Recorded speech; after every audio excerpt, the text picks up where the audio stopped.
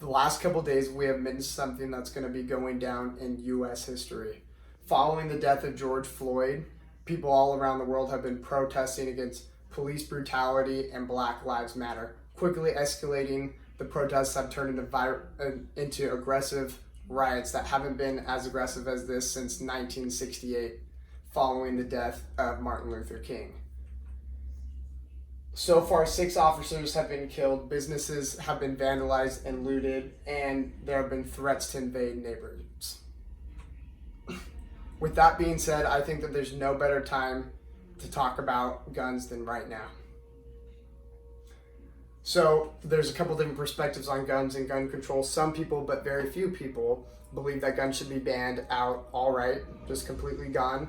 And then the people that want stricter gun laws want it in a couple different ways. They want gun laws that make it harder to obtain certain weapons. They want it harder for certain people to obtain those weapons, and they want people at different ages to be able to obtain it. That being said, right now you can get them at 18. They want it to be 21. I disagree with this philosophy, I'll say right off the bat, because I think if you can go and die for your country and do it with a military grade weapon, you should be able to own a weapon right now.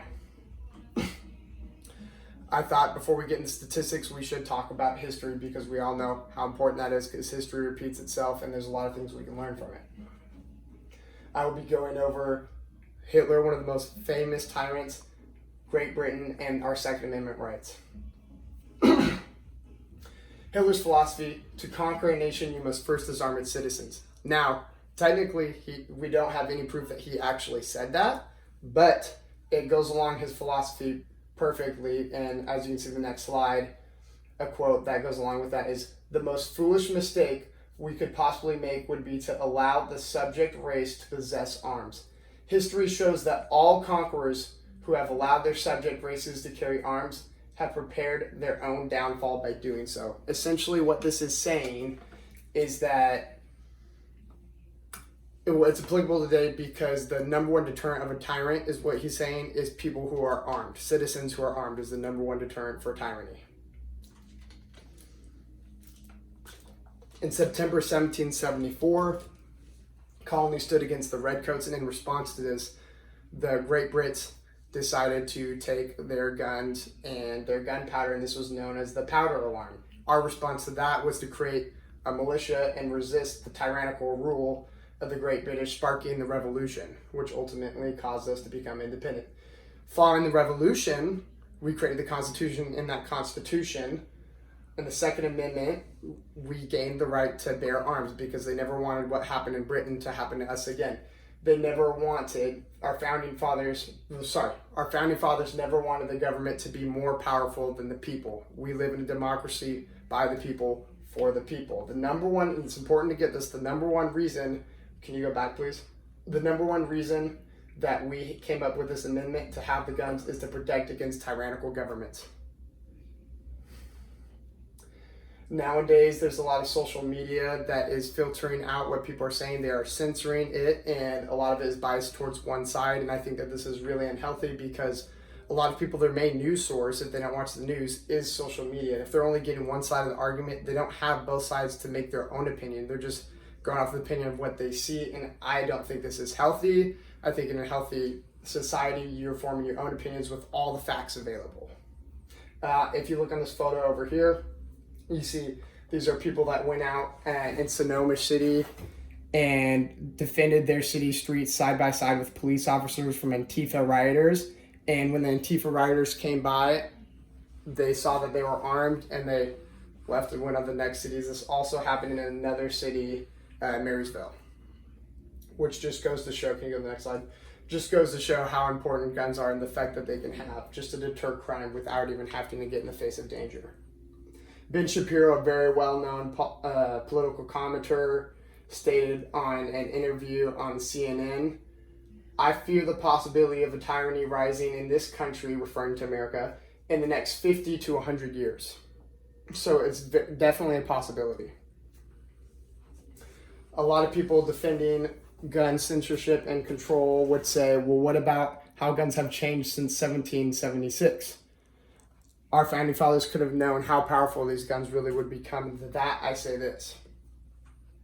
Assault weapons are used in only 1/5 of 1%. That's 0.2% of violent crimes, and that's only 1% in gun crimes. Michael Siegel, a non-biased reporter, found that laws regulated the type of firearms people have access to, such as, and I'm quoting this from him, assault weapons, bans and large capacity ammunition magazines, and stand your own ground laws have, and I quote, no effect on the rate of firearms related to homicides, which are murders. Additionally, quote, none of the state's gun laws studied were found to be related to overall suicide rates. Civilian versus military. Back then, the military had guns. Back then, we had the same guns that military had. Same thing goes for now, except for military actually has some guns that are more powerful. But the idea remains that with the same capabilities comes the same limitations, and that for us to be able to defend ourselves against the military, we need to be able to have similar level guns to them. So then the question is asked: are guns good or are they evil? The answer is neither. Guns are simply a tool consisting of no morality. It is a person who uses the gun that is good or evil. A gun is subject to whoever it serves, and guns don't kill people, people kill people. A great point of this is how people will always find a way to kill, whether you take their guns away or not. Timothy McVeigh used a bomb made out of fertilizer, and here's a picture of their mass destruction. He killed 168 people and injured 680 other people. If you look over here with this picture of knives, there is a study done by the FBI that states that knives are 5 times more likely to be used in a homicide than a gun. Additionally, 80% of homicides in the U.S. are drug related. This is significant because a lot of drug gangs and things like that obtain their weapons illegally. And so if you take away law-abiding citizens' guns, then those people are still going to have those guns, and all you're doing is taking away the defenseless and leaving the criminals with the guns. Yes, there are some people that you're going to take the guns away that might be bad, but most of them will still have guns. So how are guns used how are guns used by citizens in America each year? Over here you can see that this gun, one of these guns represents 31,672 incidents. You see there's a lot of guns there, and for every 80 of these, there's one homicide plus incident plus suicide, basically saying that every year guns are used over 80 times, and this is really significant, it's used 80 times more to protect a life than to take one. And that's including suicides, which have nothing to do with gun violence. That's just self-inflicted wounds, which is a terrible thing, but there's other ways that people can kill themselves. They just choose to do it with guns, and if they're going to kill themselves, they're going to kill themselves, whether that's hanging or whatever it may be.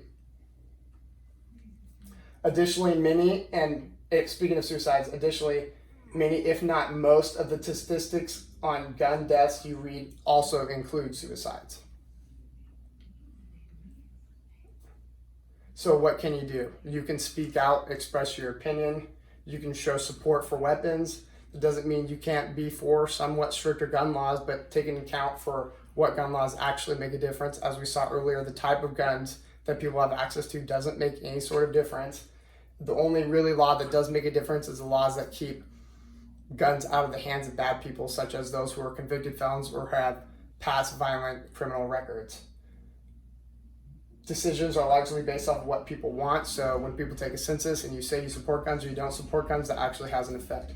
That's all I have for you today. Thank you guys for listening. I hope you learned something new.